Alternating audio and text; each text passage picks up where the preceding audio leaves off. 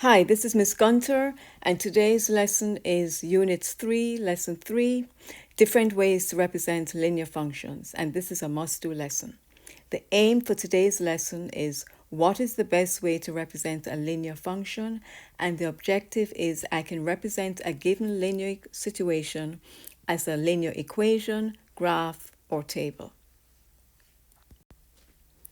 So as we know, a function can be represented in different ways, including as an equation, a table, and a graph. And today's lesson, we're going to look at different situations and represent them as an equation, a table, or a graph.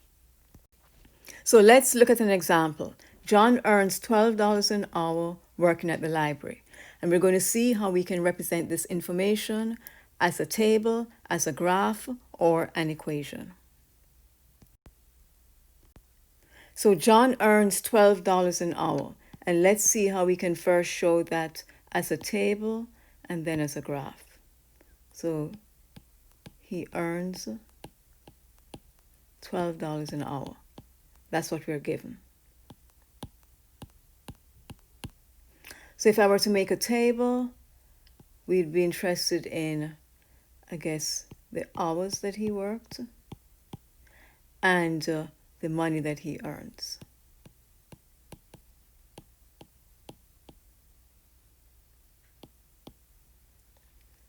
Okay, so if he works no hours at all, as we would expect, he'd probably get nothing. So that would be $0. If he works $1, they said that for each hour he gets $12. So 1 hour, he would get $12. If he works 2 hours, we'd expect him to make more money. And the rate is $12 each hour. So for the first hour, he got $12. The second hour would be another $12. So that would be 12 plus 12 equals $24. And we would continue doing that in the table. 3 hours would be how much he earned, 12 plus 12 plus 12, and that would be 36.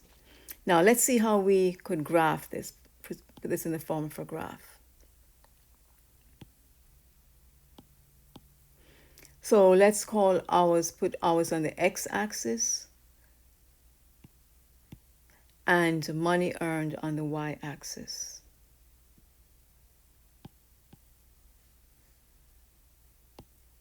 I'm going to label my graph. And then the y, which is the money earned, goes up to 24. So I'm going to count in increments of 2. 2, 4, 6, 8, 10, 12, 14, 16, 18, 20, 22, 24. Okay, so if he doesn't work at all, he makes no money. If he works 1 hour, he gets $12. So that would be 112. That's my point. And then the next point would be 224. He works $2. 2 hours, he makes $24. So it would be here. And visually, this looks like a line. So if I connect the points, I'll get a line.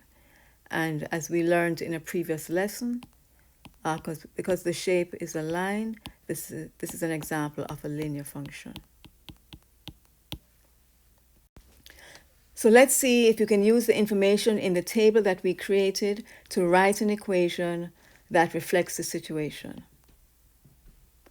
And of course, the information that we're given is that John earns $12 an hour.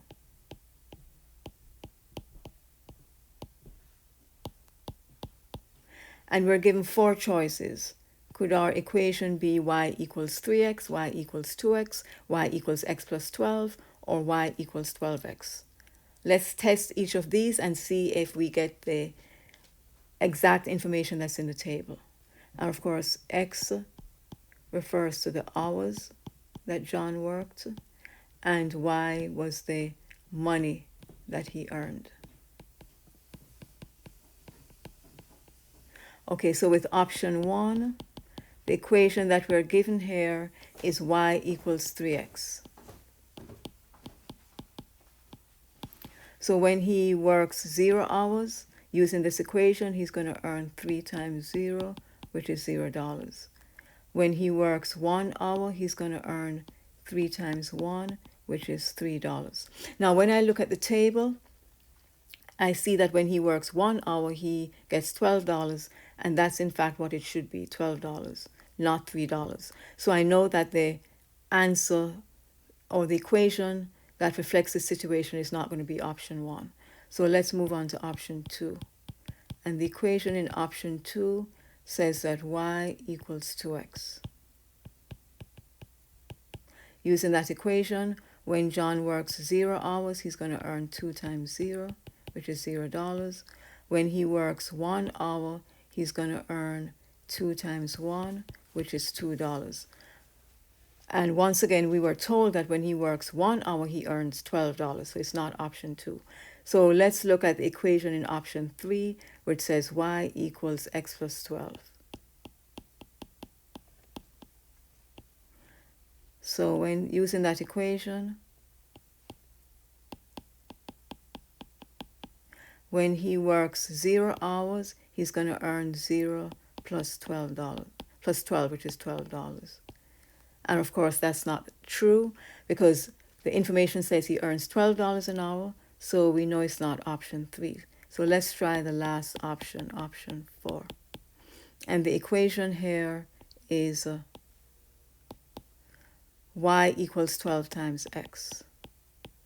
So when he works 0 hours, he's going to earn 12 times 0, which is $0. When he works 1 hour, he's going to earn 12 times 1, which is $12. And when he works 2 hours, he's going to earn 12 times 2, which is 24 hours. And this exactly matches the information in the table so that we know that our answer to this situation is the equation y equals 12x, which was choice 4.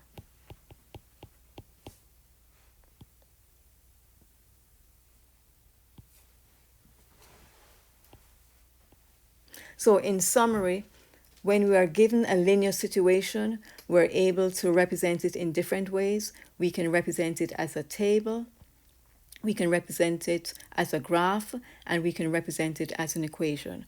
And we're going to get a chance today to practice doing so.